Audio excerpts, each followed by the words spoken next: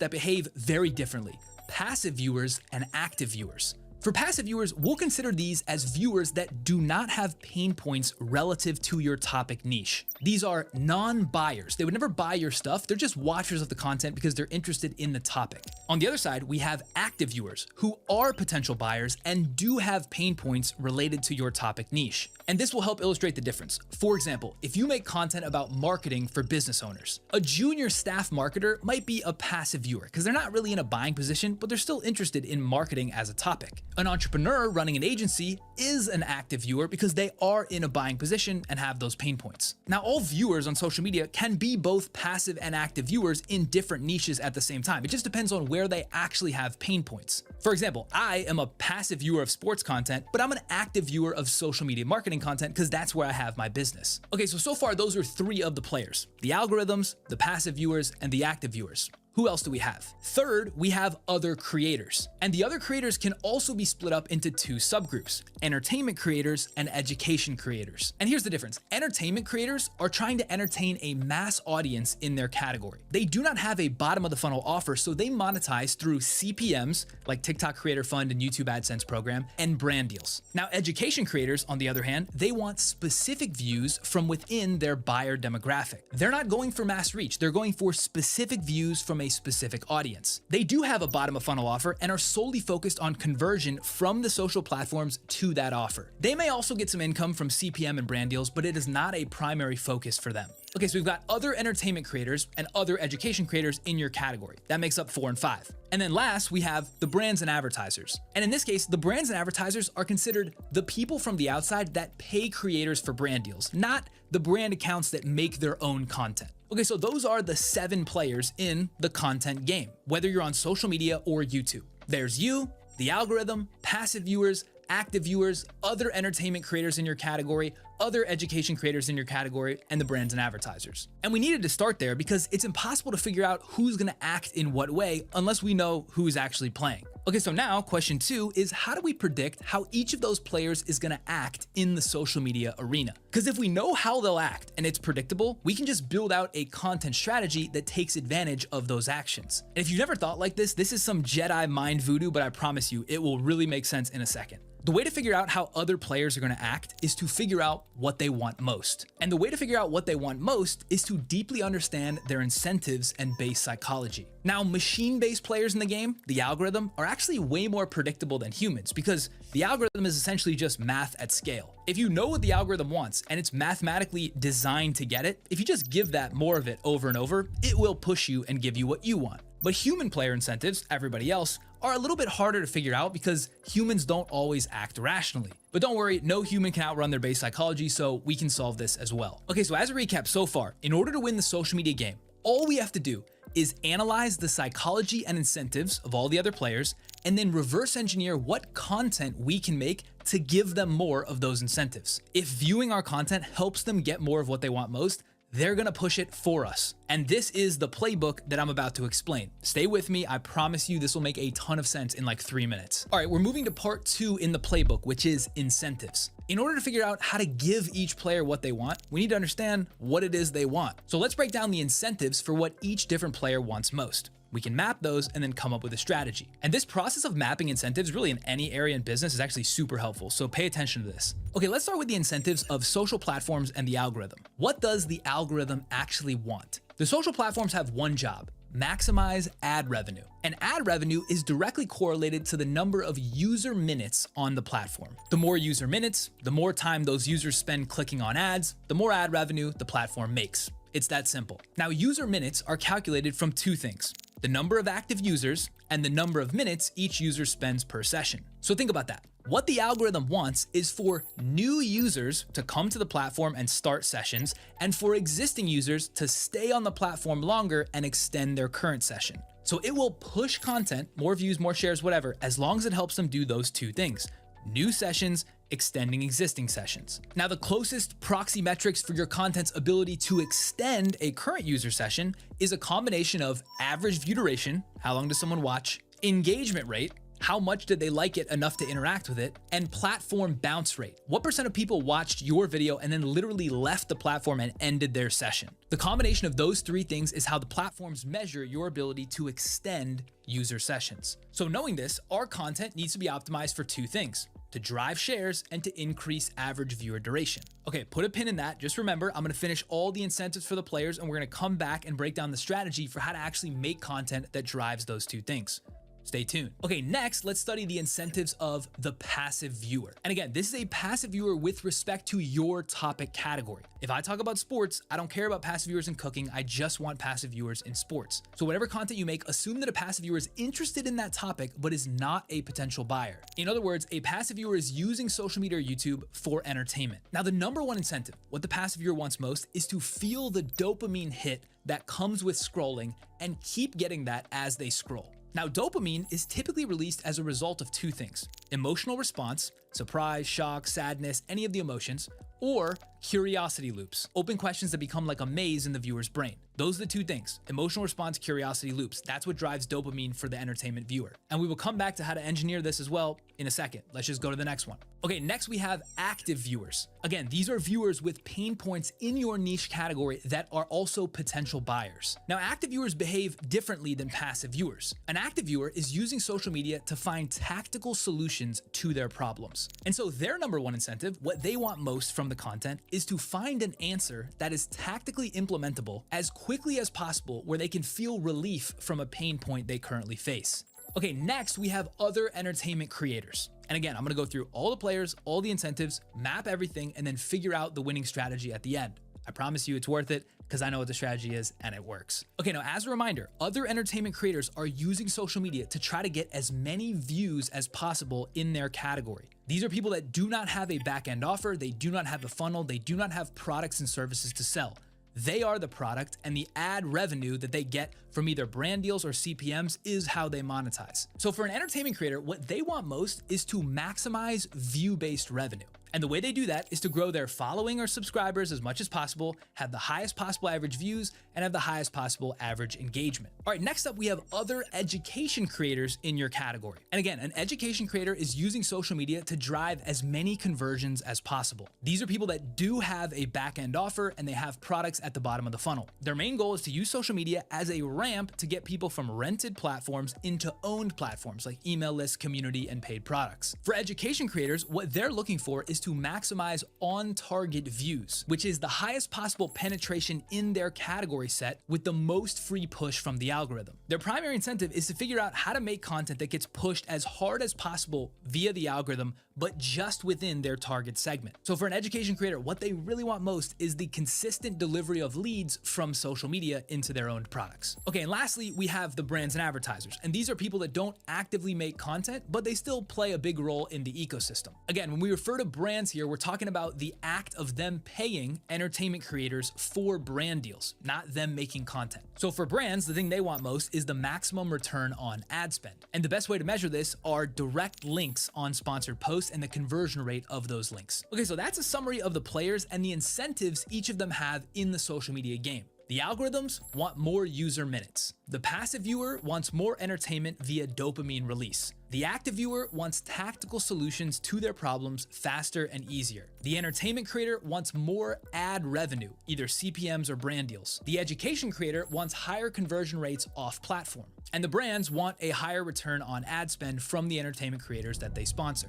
These are what I call the peak incentives. If you boil everything down, each one of those players wants that thing. So here's how it all comes together. If we can make content that gives those players those things, they will push our content more to get more of those things. So let's keep going. The next question is, how do we adjust our content strategy? How do we figure out what content to make to give them more of those things? And before we drill down on that, the content strategy, which is what everybody wants, that's part 4. We just need to go through one more thing, which is part 3.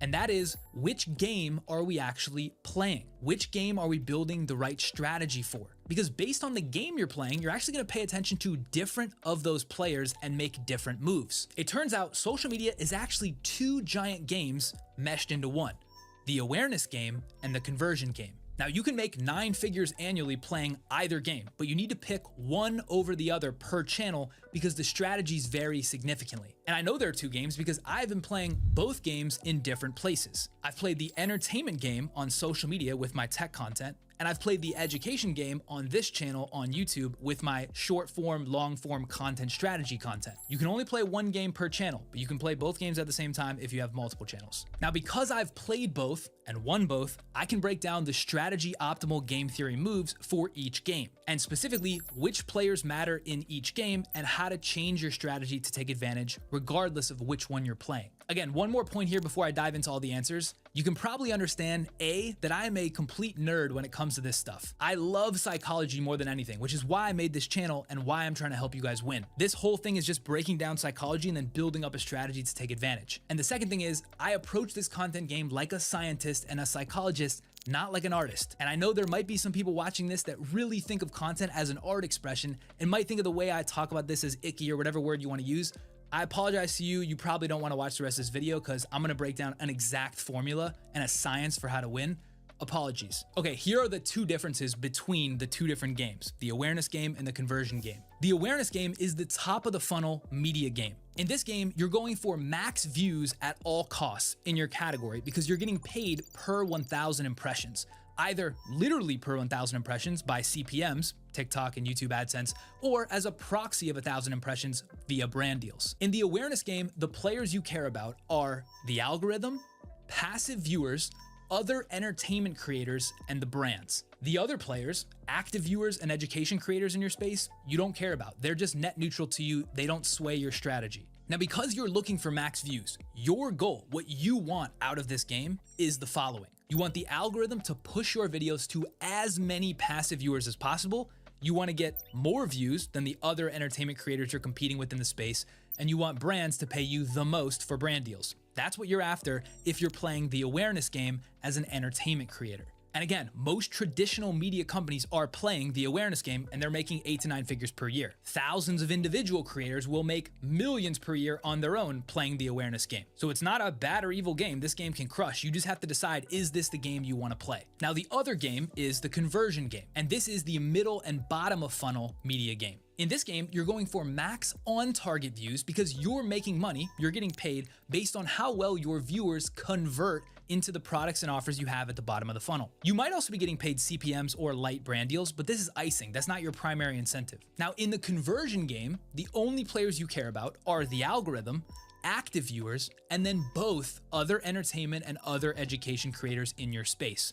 And I'll explain why both. In the conversion game, you do not care about passive viewers in your category or the brands and advertisers. They may pay you, but that's really not what you're building for. So you can see there are different player groups that matter for different games, depending on which one you're playing. Okay, now part 4 in this whole video, part 4 in the playbook, which is what everybody wants, is where I'm gonna break down the specific strategy for how you make certain content to win each game.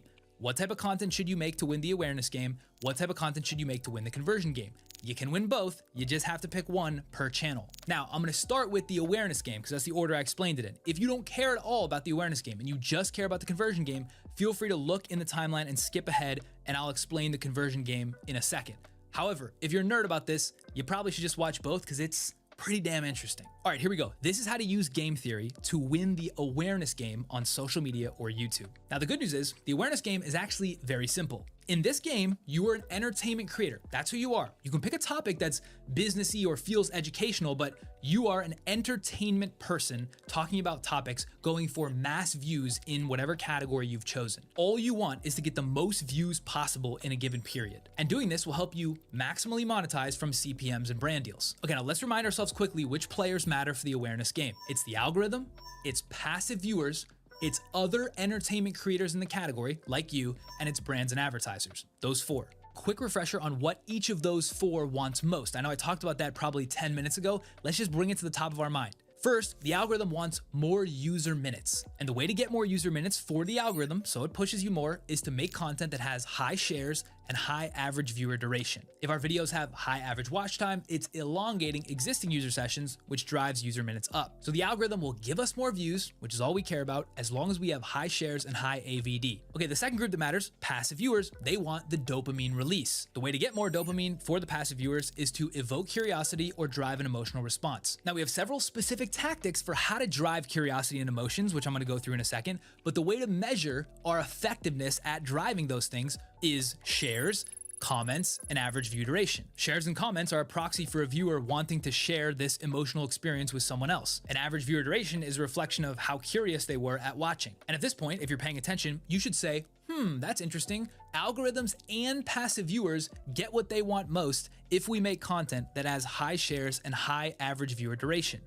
Interesting. Okay, the third group that matters in this game, other entertainment creators like us. And what do they want? They want the same thing we want, which is super high views so they can monetize with max revenue. Now, other entertainment creators are gonna make their own videos and go for views, but we could also help them by giving them banger content ideas that they could make or remix, or helping them build trust with their audience so their audience wants to watch them more. And more on how we do that in a minute, just refreshing everything. Fourth, the brands, the other player that matters, they want high return on ad spend. If they sponsor one of our videos, they wanna make sure it's worth the money. And the way we get them a high return on ad spend and high confidence is that we have consistently high views on the content we make. Okay, now let's think about this. Here's where the magic comes in. What we want is more views. The algorithm will give us more views if we make content that has high shares and high average watch time. The passive viewer will keep watching if we make videos that induce raw curiosity and emotional response. The other entertainment creators will share our videos with their audience, driving views up, if we have such unique ideas and concepts that it helps them build trust as the curator.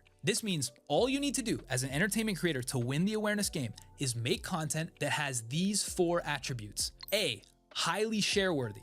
B, frame insatiable curiosity in the hook at the beginning. C, have a strong emotional payoff at the end. And D, appeal to as large of a total addressable market as possible. And it turns out these are the 4 most important foolproof ingredients for making content as an entertainment creator that'll help you win in any niche. Now let's click into those 4 things and deeply understand how we engineer them. I'm going all the way down to the bare metal. You want the tactics? Here are the tactics. Let's start with shareability. First thing, you want to make videos that are share-worthy. Because again, if they get lots of shares from passive viewers and other entertainment creators in your space, the algorithm will like that and push it more. Okay, so what actually drives shares? People share things because they believe they will get the social or professional credit of doing so from their friends or colleagues. Now, credit could be a laugh, a cry, a hat tip, admiration, building trust. Regardless of which one it is, people share because they want the recipient that they share to think positively of them in some way. For example, if you see a funny clip and you share it, it's because you want the recipient to laugh, to have that shared experience, but you also want them to think of you as that guy that shares the funny stuff. That's the credit. People share because they want the credit from the recipient of being funny, smart, tapped in, sensitive, whatever it is. Now, this is really important. That credit is only shared back to the original sharer if the recipient hadn't seen that thing before. Because if you think about it, you could have the world's funniest joke, but when you share it, if that person has watched that joke 5 times, they're not gonna give you the credit for being the funny curator. So for you, as the entertainment creator, if you wanna make something that's share-worthy, that gets shared with a ton of people, you either need to be first to share that topic with that group, or different enough that when they see a new twist on a thing they've seen before, they give that credit back. And this psychology is where shares actually come from. One more really important point on shares. A share from a normal passive viewer is worth 1. But a share from a fellow entertainment creator, especially one with a huge audience, is worth thousands. I call this a super share. The more super shares you can unlock from other entertainment creators in your space, the faster you will grow and drive that viral loop. Because instead of a few hundred people being exposed on a normal person's reshare, you're getting tens of thousands of new eyes because of that super share. Now, you might think, oh, there's no way other entertainment creators would share my stuff. If they're watching this, they want to beat me, so why would they ever share? But this isn't true. Remember what they want most.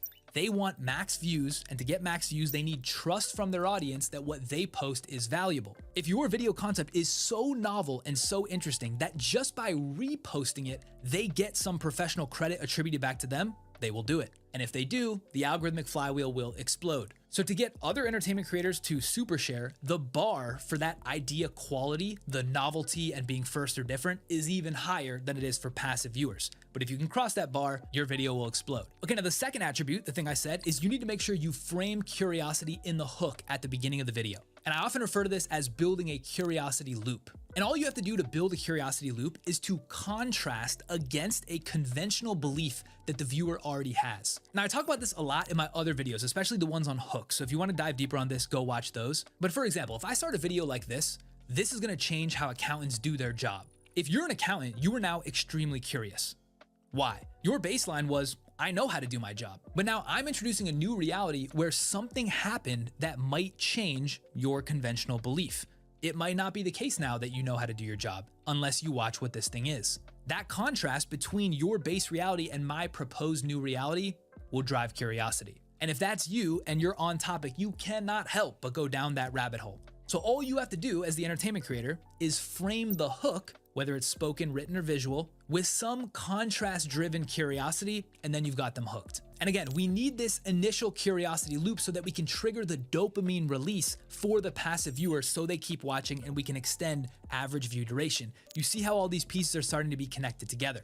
Okay, now the third thing your videos must have is an emotional payoff by the end. Again, this is for entertainment content. If you want mass market shares, you need an emotional payoff at the end. And emotional payoffs are the best way to drive these macro viral share loops. Again, people share because they want to get the credit of being emotionally tapped in. They want that emotional feeling to transfer so they get the credit back. Now, to build this emotional feeling in a video, you need to use your words, your tone, the topic, the visuals, the music to evoke some emotion in the viewer by the end of the video. If they don't feel that emotional response, they're not going to share because they won't think that there's credit to be earned on the way back. Now, certain topics have more emotional charge than others. There's an infinite rabbit hole about how to actually write scripts and words to drive emotion, but here's a pro tip. Typically framing your point against what they want most, another contrast piece, is the way to get them shock, fear, that kind of anger emotion, which will get them to share. Okay, the last piece of the four. Remember, these are the four pieces that you need in your content if you want to win the awareness game as an entertainer.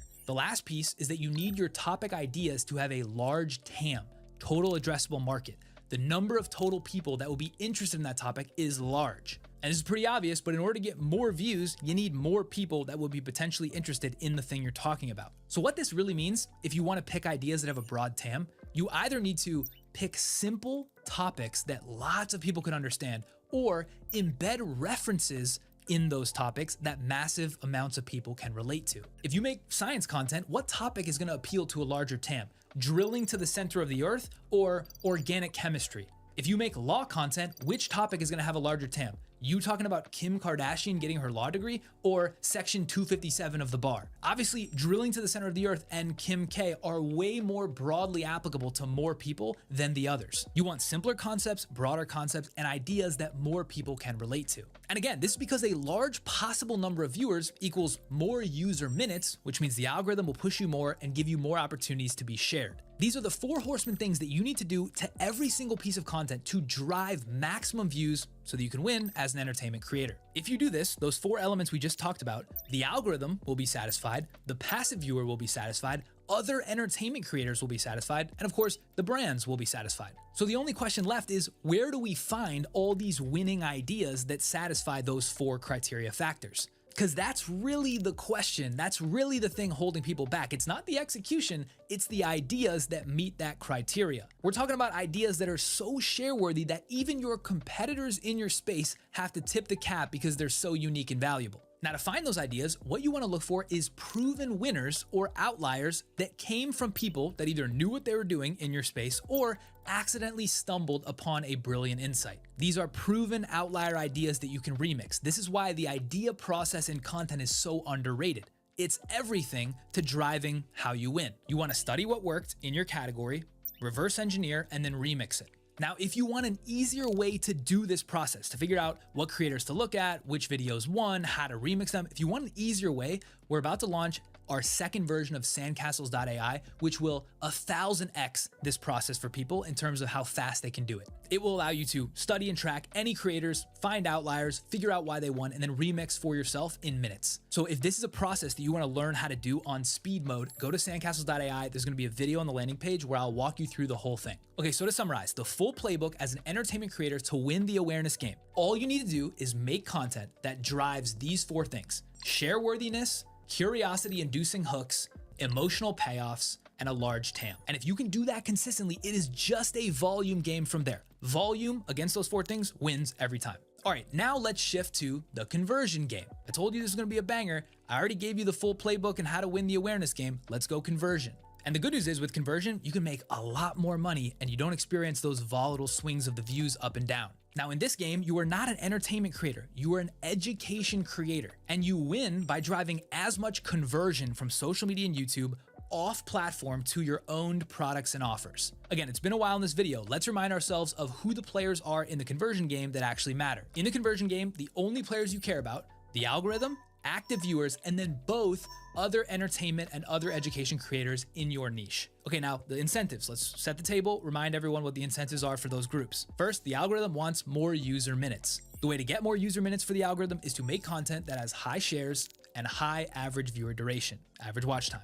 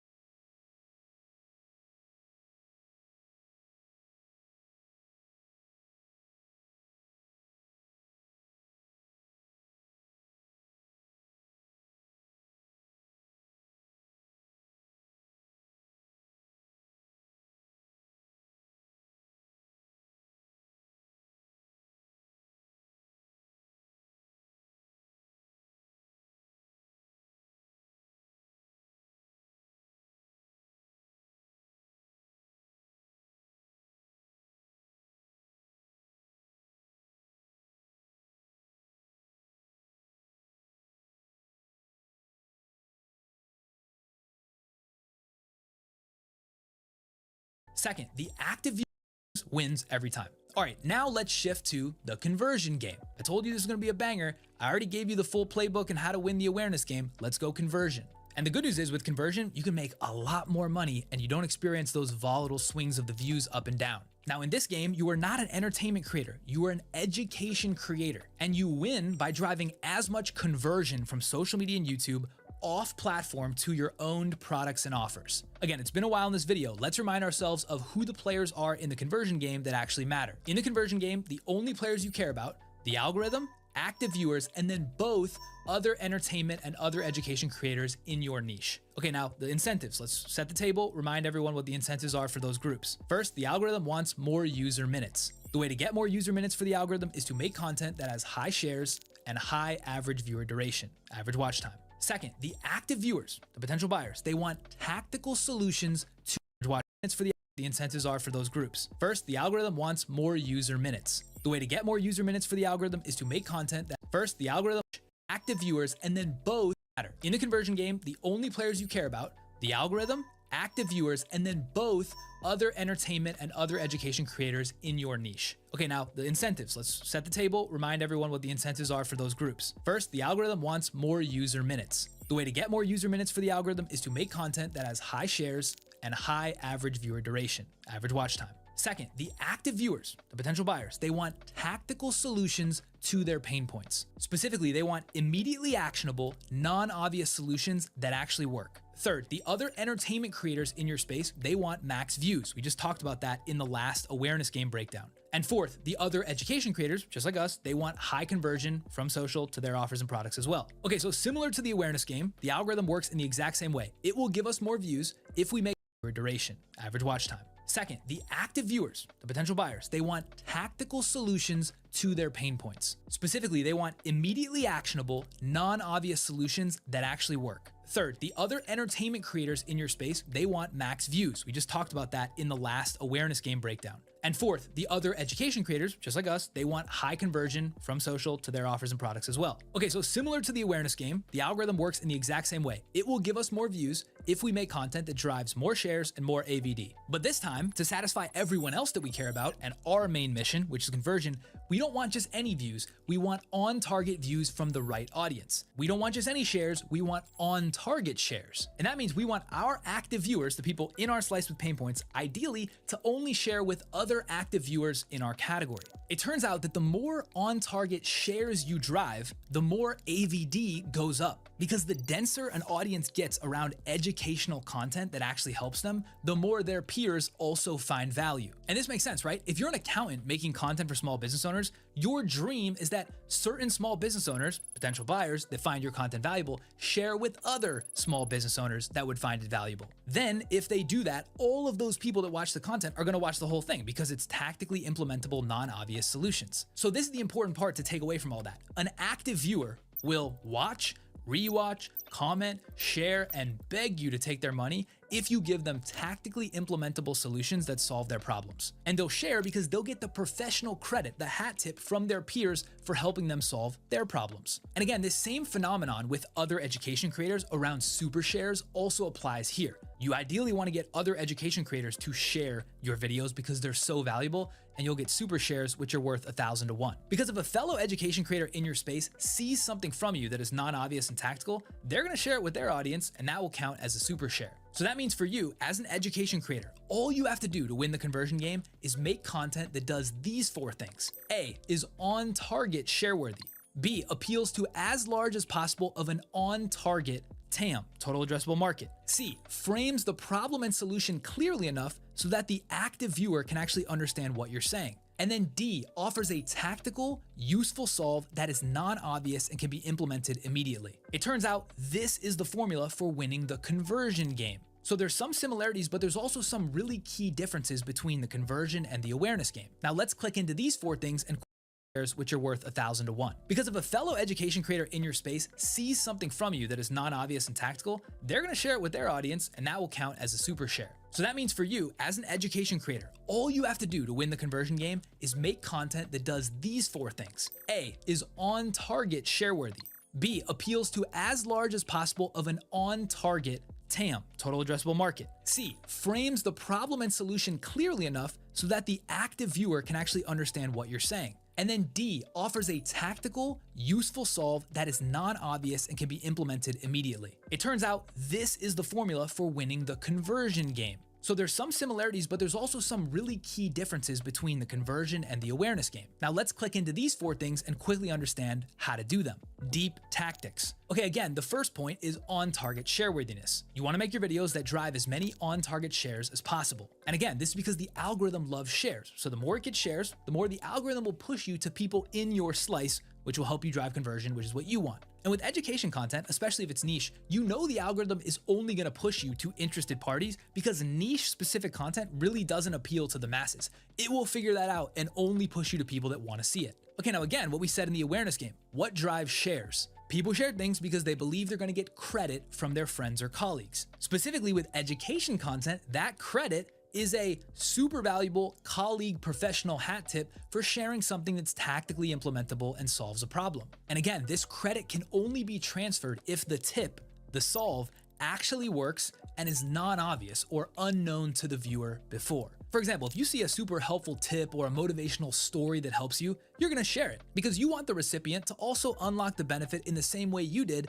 and attribute the credit back to you subconsciously. But if they've already seen that thing 5 times, the credit's not getting transferred and you're not gonna share it. So for you as an education creator, if you wanna create something that has on-target shareworthiness, it needs to be valuable, obviously, but you also have to be first and or different to the topic you're sharing. Okay, the second variable that matters in your content to winning the conversion game is having a large on-target TAM. Again, TAM is total addressable market, the total population of viewers that would find this topic or video valuable. And this point is very similar to the TAM explanation I made in the awareness game with one key difference. Specifically, we want only viewers that are in our slice that have the pain points that could potentially be active buyers. And what this really means is being disciplined enough to only pick content topics that would actually be tactically valuable for the people that would buy our products. This precision of topic selection is really important in the conversion education game because it helps build the habit in the viewer's brain that you are someone that solves their problems in this category. If we expand the aperture too wide with the topics we pick and we try to broaden the TAM too much, we may miss the mark on tactically providing value, and then those viewers will start to train their brain that we don't always hit the mark for them.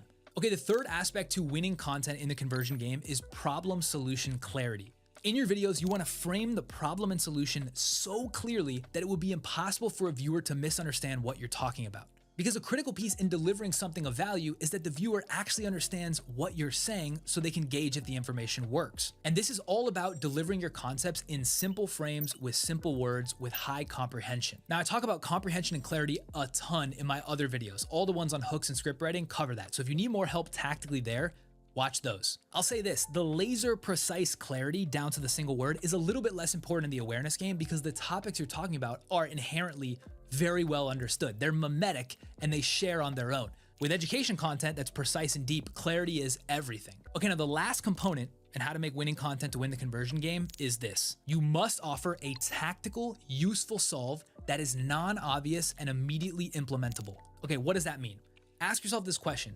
Is there walkaway value in what you shared? Could the viewer walk away from the video and make a change that improves their situation in their life or business? And that's the key difference between entertainment and education. In education, the viewer can walk away, make a change, and see an improvement. Entertainment, they can walk away and know that they were entertained. So does your content do this effectively or not? This is a very binary test. If it does, you satisfied this condition and you will win. If it doesn't, then your content is really not educational, it's actually entertainment in disguise. Okay, those are the 4 horsemen things that you need to do to drive maximum conversion in your category. If you do this, the algorithm will respond favorably and push you more, and the active viewer will respond favorably as well because you're helping them tactically. Now, in the conversion game, the absolute number of views you're getting will not be as high, but the conversion and the monetization will be much higher. Now, one last question. Why in the conversion game do we want to pay attention to both other entertainment creators and educational creators? When it comes to the awareness game, entertainment creators don't really need to pay attention to educational because all they care about is views, and the educational content is getting less views. So it's not as helpful for inspiration. However, when it's the reverse,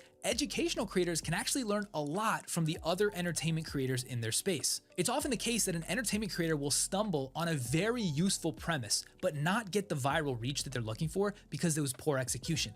The education creator can see that premise, extract it, and remix it in a tactically valuable way. That's a great place to look for ideas. Obviously, the best place to look for ideas as an education creator is other education creators in your space, but the entertainment ones can also provide sneaky good inspiration. Again, the way to come up with these ideas, whether you're talking about education or entertainment, is to study what worked already, analyze the reasons, and then remix. And if you want an easy way to do this, sandcastles.ai, our new product, is insane for this. Okay, so to summarize, all you need to do to win the conversion game is make content that drives to these 4 attributes. A, on-target shareworthiness. B, a large on-target TAM. C, unmistakable clarity in the framing of the problem and solution. And D, valuable insights that are tactically implementable and non-obvious. And if you can do this consistently in every piece of content, then it's just a volume game from there. The most volume wins. So this is how I think about the psychology of the players in the social media games. Now, of course, some of this will seem kind of obvious in retrospect once I've explained it. You still have to make good videos, you still have to do it at a high volume consistently, and you still have to have clarity in your messaging. But what's non-obvious are the core components that you need to use as a checklist to make sure you're giving the other players in the ecosystem what they want, and the differences between the awareness and the conversion game. As someone who's played both games, you will get way more dopamine and fun playing the entertainment game, but will make way more money and have way more conversion and stability playing the conversion game. Either way, no matter which game you're playing, the key is the idea. And to get the best ideas, you want to leverage what the other creators in your space have done, analyze why they won, and remix. There's no better way to do that than sandcastles.ai. That's what I've been building for the last 6 months so that it makes it easier for you. If you want to learn this whole idea process, I walk through the whole thing. Go to sandcastles.ai, there's a video on the landing page you can watch. All right, guys, that is all I've got for this video. As a recap, we covered the full game theory approach to social media. First, we broke down what game theory actually is. Second, we dove into all the players in the social media ecosystem. Then we studied, third, the incentives of those players. Fourth, we broke down social media into 2 games, the awareness game and the conversion game. And then finally, fifth, we dissected the winning strategies for each game based on the incentives and behaviors of those players. If you like this video and you're an entrepreneur, I put everything I had into this one, so make sure to subscribe. All I do on this channel is try to unlock non-obvious growth strategies for you so you can win social media or YouTube, grow faster, and grow your business. As a bonus, like I said earlier, I've also built a free community called Wavy World, which has 28,000 other entrepreneurs. You get free guides, playbooks, everything in there, plus a whole community that's working together to improve their content effectiveness. If you care about growing your business, there's no reason you shouldn't be in there. All right, guys, we will see you on the next one. Peace.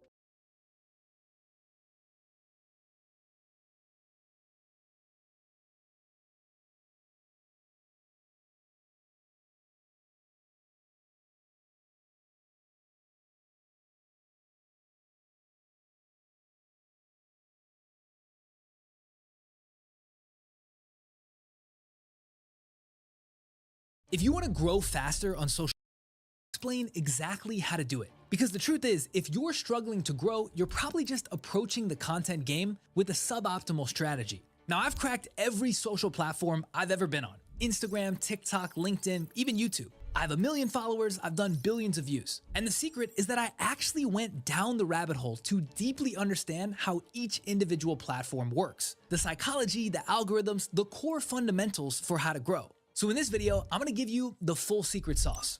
These are 5 non-obvious learnings for how social media actually works. And these are the same lessons that all the big creators deeply understand and that you may not. All right, now the first uncommon learning is that social media isn't actually social anymore. It's just media. And this seems like a small wording change, but it actually shifts everything about how you approach the content game. When social platforms were originally invented, they were social first. In that old era, everything was engineered to connect you with other people and show your content specifically to people that followed you. This was OG social from 2003 to about 2020. But since 2020, everything about social media changed because of TikTok. Just like YouTube, TikTok was not built for social connection. It was built specifically for media consumption. Think about it. You don't come on YouTube to talk to other people. You just come on to watch interesting videos. TikTok was essentially the same thing. It was YouTube, but vertical. And the problem is that TikTok worked so well that it set off a chain reaction that caused every other social platform to shift in the same direction, away from social and towards media. All that social media strategy, you have to throw that out because the game is completely different now. The platforms are no longer focused on social. They're just focused on media. And here's the big difference. Social is about matching content from followers only. Media is about matching content from anyone, followers or strangers. So if you're really trying to grow with content, the million-dollar question is this: what is the best strategy for growing faster, generating more views, and turning those views into dollars? So I'm gonna give you the full cheat code right here. Think about this from Instagram's point of view as a business. Instagram gets paid when a viewer watches an ad. Their algorithm's only job is to keep viewers on the platform as long as possible so more ads can play. Now, the easiest way to keep viewers on Instagram for longer is to show them videos they actually like. And it sounds stupidly obvious, but this is so critical to understand. This system of connecting random videos with viewers that actually want to watch them is called audience matching. The better the match, the happier the viewer, the longer the session, the more ads they can run, and the more revenue Instagram generates. If you help Instagram make better matches and it makes more money, it will reward you for that. And this is the whole social media game. It is not more complicated than that. Matching is all the algorithms are designed to do. But the difference in this non-social media era is that the algorithm is allowed to match you with videos from any creator, not just the ones that you follow. So for you as a creator or a business owner, if you really want to grow on social media, your only job is helping the algorithm match your stuff with the right viewer. Because then you'll be happy and it will be happy. And when it's happy, it pushes your stuff more. Okay, so how do we actually help the algorithm do this matching better? Are there tactical steps we can take? Yes, there are. In order to best match your videos with the right viewers, the algorithm only needs to understand two things: the topics of your videos and the profiles of those viewers that want to watch them. That's all it needs. And the beauty is you can actually train the algorithm to get these answers quicker. The first tactical step for doing this is to be militantly focused and disciplined on your topic selection. All you have to do is make consistent videos about the same topic. Precision of topic is everything. Instead of spraying and praying across a bunch of different topic areas, pick a single topic and hit that bullseye over and over and over. If you're personally interested in sports and tech and design, don't make videos on the same channel about sports and tech and design. This will confuse the algorithm and it won't know what topic to push you for. Pick one topic area per channel and stick with just that. And here's the real tactical secret. Most algorithms run their audience match targeting based on the video transcription and the caption. So they look at the words you're saying and somewhat what you're writing in the caption, and that's how they determine what topic you're actually talking about. Then they analyze which viewers are engaging positively with that video and they create a lookalike audience to push it further. So this is the key takeaway. If you want to grow faster and you want to convert attention into dollars, you need the algorithm's diagnosis of what topic you're talking about and who it's for to be accurate with what you want to talk about and who you want to get in front of. If it can't diagnose this topic audience match well, it's not going to push your videos. So when you look at your channel and you scroll through your last 20 videos, are these topics all the same? Are they all targeting the exact same viewer avatar? If yes, and you're still not getting views, then the issue is with the video quality itself, and that is a much easier solve that I've been covering in all my videos. But if no, and you're all over the place with different topics, then this is your big issue. The best way to make sure the algorithm pushes your stuff to the right people is to only make videos about a single topic driven from pain points of that user consistently for several months. And after doing 30 to 50 videos like this, the algorithm will learn the type of topic that you want to talk about, and it will start pushing you into that community. So if you want to grow on social media, these are the things you do not want to do. Number 1, do not make videos about a bunch of different topics on the same account. Number 2, do not make videos that are not valuable or interesting to that same single target viewer avatar. And number 3, do not make broad videos that do not apply to your viewer avatar on that account. Stay hyper precise and do this over and over and over. This is all you have to do to train the algorithm. Now, getting those videos to actually perform well once you have the algorithm aimed, well, that's a whole nother set of issues. That's ideas, storytelling, script writing, editing. But the good news is I have lots of content to help you with that. I actually put together Wavy World, which is a free community for entrepreneurs with 17,000 people in it to help with that stuff. The link's in the description if you want, it's completely free. But if you don't aim the algorithm correctly in the first place, well then you're gonna be stuck in zero view land and none of that other stuff actually matters. So the summary here is this: social media is no longer social, it's just media. Media works by matching viewers with videos they wanna watch, regardless of who the creator was that made them.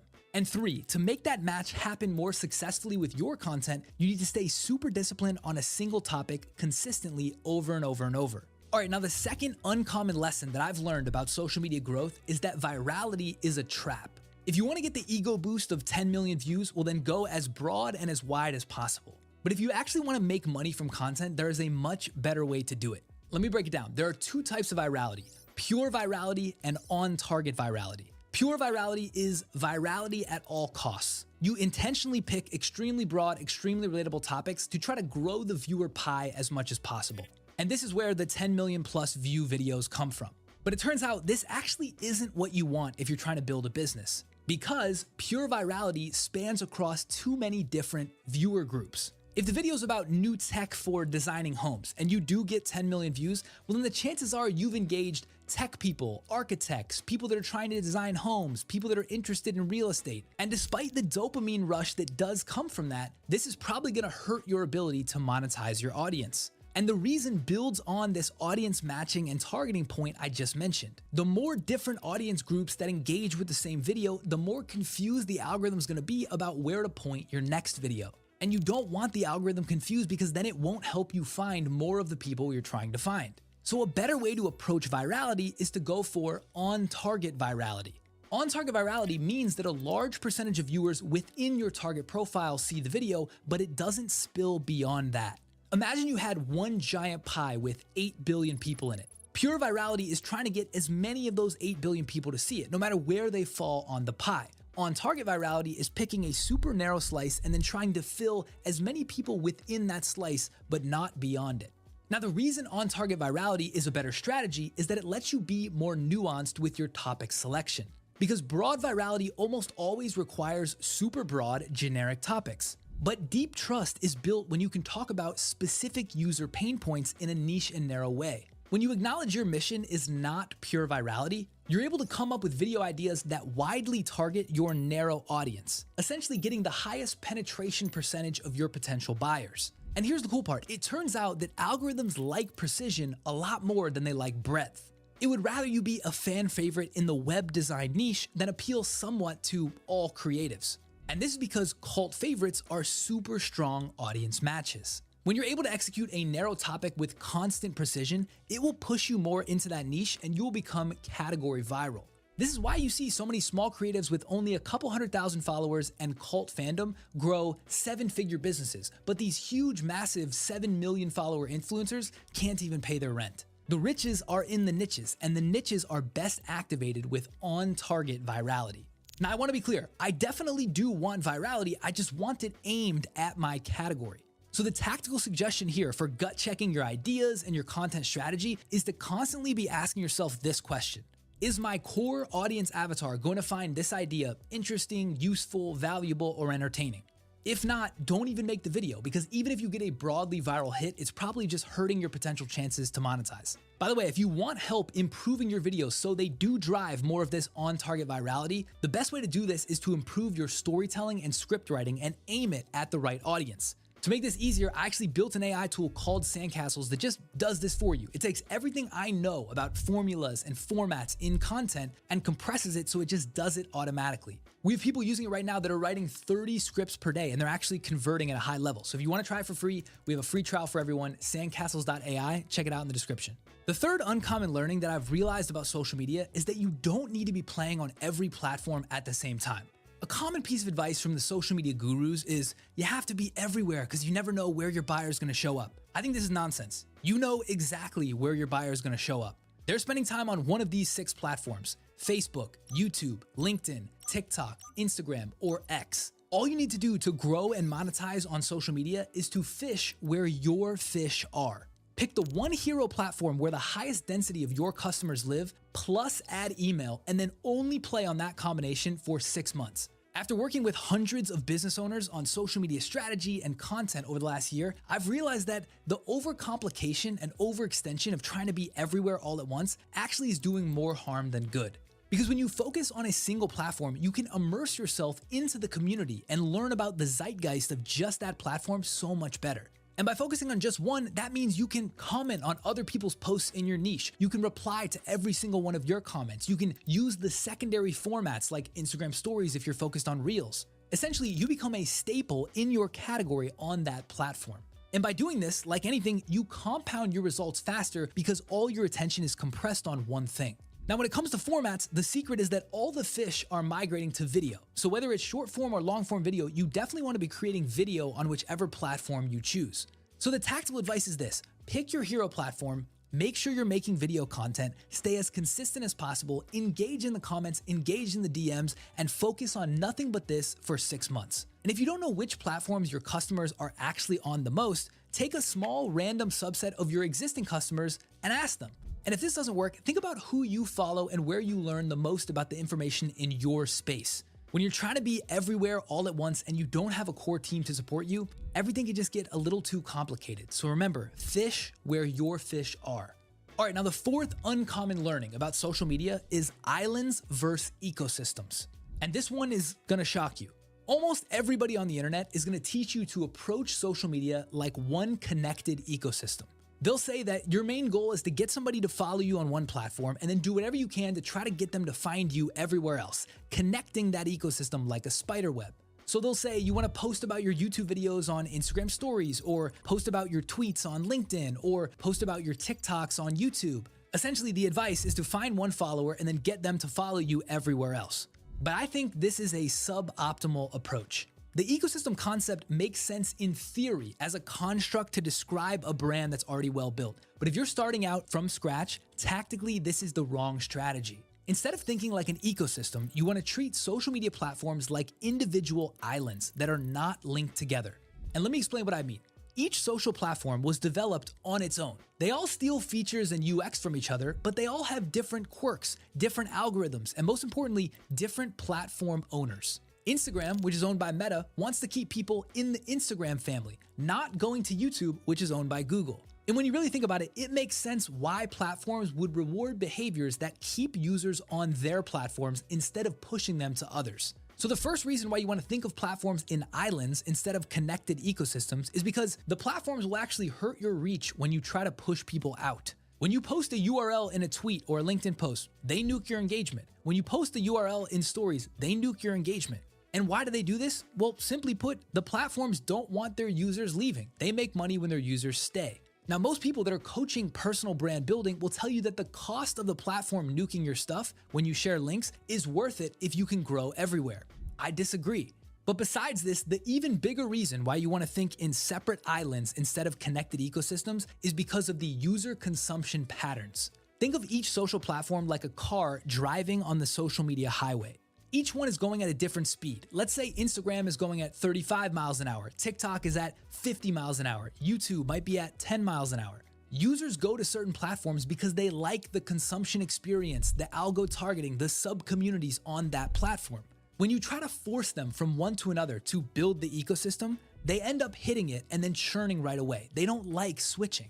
And this causes them to either abandon watching your stuff altogether, abandon watching it on the new platform, or subconsciously dislike that you tried to force them away from what they already liked. It's better to meet each person where they are, to make content native to the island and try to keep them there. And then you can use consistent branding, imagery, and storytelling elsewhere so that when they natively discover you, it feels aligned and matches. If someone's on Instagram and they also like consuming on YouTube, let them find you on YouTube as well. Don't force them there. Now, for each island, the only ramp you do want to build is from rented to owned. So it's okay to ramp from Instagram to email or Instagram to private community, but you don't want to ramp from island to island, Instagram to TikTok. And if you do want to build a holistic connected brand, because you're just not really fully buying what I'm saying, my frame for this is world building. World building is creating visual consistency or cohesion across different platforms. You're not pushing people, but when they do discover you, everything looks and feels aligned and matches. Ecosystems are forcing the cross-platform discovery. Don't force it, just world build separately and let them discover the different islands. Now, my last uncommon learning has to deal with making money from content. And it took me a long time to realize this, but this was one of the most important lessons that I learned. Almost everyone making content is doing it because they want to make money. Let's be honest about that. This is the game. We all see all these influencers that appear to make insane money, and so we think we could do that too, and we jump in. And so if you're like me, you probably followed a similar path. You jumped in, you really sucked at first, but slowly, surely, you started getting better and building up your skills. You grinded and grinded, you spent 12 months and hundreds of hours trying to do this, and then finally you started to turn on monetization and get some money coming in. And then it hit you. $52? Is that it? That's all I'm making from YouTube AdSense? 12 months of grinding and hundreds of hours and all I'm getting is $52? And so you keep going for another year and you spend all this time and months and months and months. Maybe you land one brand deal for $500 and maybe one for $1,000 here and there. But you're working really hard. The views are high, the followers are high, but the money just doesn't seem that high. It doesn't seem in line with what you expected. And this is the big learning. Value does not really accrue at the media layer. This is the lesson. There are 3 layers in the content stack. The bottom layer is the platform layer. This is Instagram, TikTok, YouTube, the actual platforms. The middle layer is the media layer. That's me and you, the creators that are making content on the platform. The top layer is the offering layer. These are the products and services and brands that make products and pay creators to make content to drive attention to those products. Most of the money gets accrued at the platform layer, the Instagram, YouTube, TikTok, or the offering layer, the brands, products, and services that are driving. But very little gets captured at the media layer. All of the attention is generated from the media layer, but very little of the value is actually captured here. And this is because value capture is correlated to risk. It's much easier for anyone to start making media than it would be to start a brand, or much harder to start a social platform that actually works. And so the rate paid to creators is lower, the value captured is lower. The learning for me, and probably you as someone that's trying to build internet businesses and survive as an entrepreneur, is that value just doesn't accrue in a big way at the media layer. It's better to use media to gain attention and then funnel that media to owned products and services than it is to rely on the value capture, AdSense and brand deals from the media. And tactically, this means building your own products, services, or doing affiliate deals with uncapped upside, instead of relying specifically on AdSense, CPMs, or brand deals. And I can get more into the business side of content and monetization models in a future video if you guys want, but this is a critical piece when you're trying to monetize from content. There's just not that much money in the media layer relative to the other 2. All right, guys, there you have it. Those are my 5 non-obvious lessons for how to actually grow and monetize on social media.